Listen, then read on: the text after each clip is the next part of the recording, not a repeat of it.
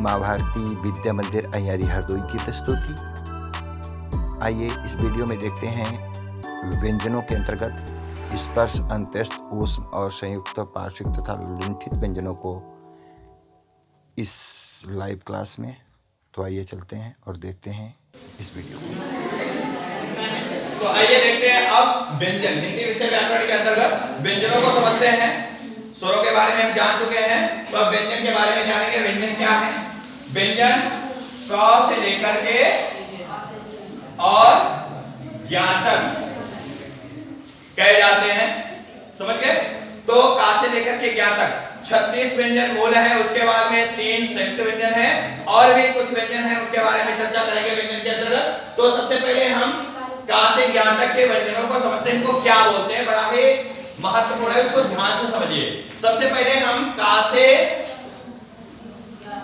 मतलब का कबूतर से लेकर के, का से लेकर के और कहां तक? पा फा बा भा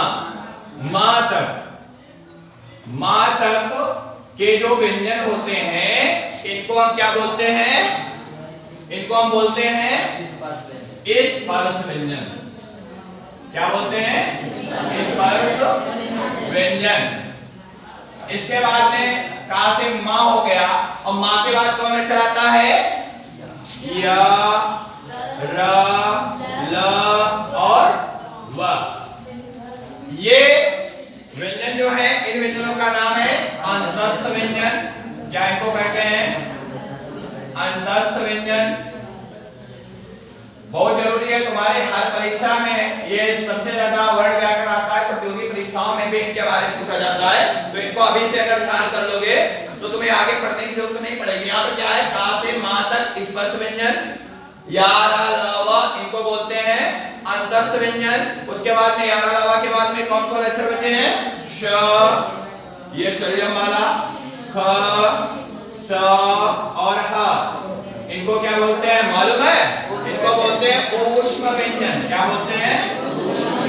ऊष्म माने होता है गर्म, और ये गर्म व्यंजन होते हैं। गर्म व्यंजन क्यों होते हैं? क्योंकि अपने मुंह में हाथ लगा के इन अक्षरों को उच्चारण करिए। श, श, श, ह, श, श, श और हा। तो इनमें क्या निकलता है? इनमें हवा जो निकलती है मुंह से, वो कैसी हवा निकलती है? गर्म हवा निकलती है। इसलिए बड़ा परीक्षा में आ जाता है ऊष्म व्यंजन कौन से हैं। अब बहुत बड़ा हवा आ गया, हमें पता नहीं लग रहा, बहुत सरल है, पहचान लोगे तो। ऊष्म व्यंजन, स्पर्श व्यंजन, अंतस्थ व्यंजन, ऊष्म व्यंजन। और इनके बाद में देखिए य जो काका गागा य, काका गागा य, चाचा जाजा व, टाटा डाडा, ताता दादा न। समझ गए? काका गागा व, चाचा जाजा य, टाटा डाडा न और ताता दादा न, ये वर्ण उच्चारण होते हैं एक में। तो इनको अनुनासिक व्यंजन बोलते हैं। क्या बोलते हैं? कौन? य, म, ण और न।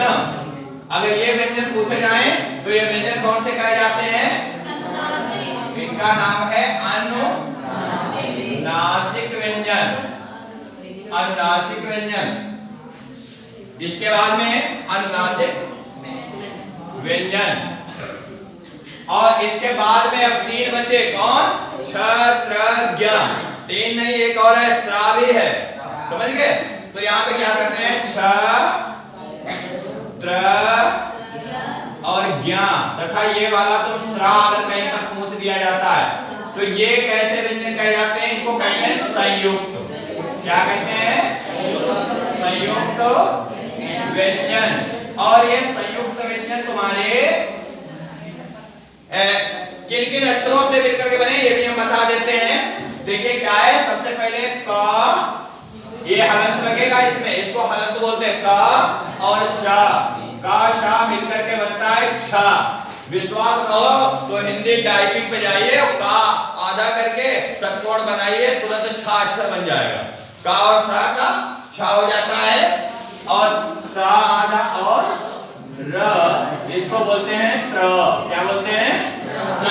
उसके बाद में ज्ञ, जा और य, ये मिलकर के बनता है ज्ञान। ध्यान देना।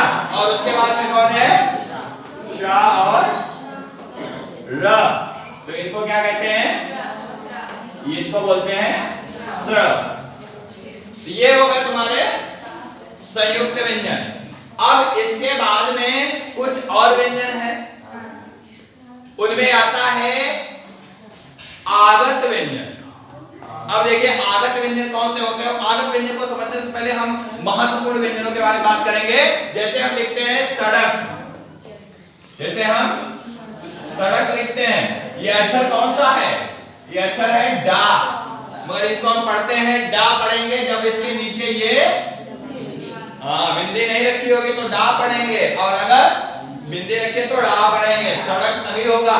समझ गए? तो ये जो वर्ड आते हैं, जैसे ये डा है, इसके नीचे बिंदी, और ये ढा है, इसके नीचे बिंदी, तो इनको बोलते हैं, क्या बोलते हैं इनको? उत्क्षिप्त व्यंजन। क्या बोलते हैं?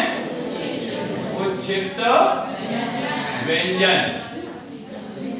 और इसके पश्चात अब ये बात कर रहे थे कौन से व्यंजनों के? आगत व्यंजन। आगत व्यंजन में कौन आते हैं?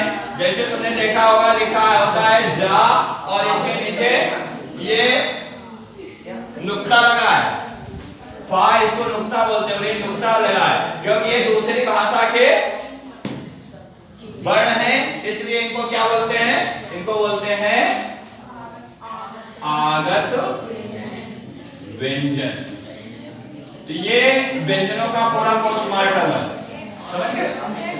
इस आगत व्यंजन, और उसके बाद में ला पार्श्विक व्यंजन, और ला जो है वो लुंठित व्यंजन के अंतर्गत आता है।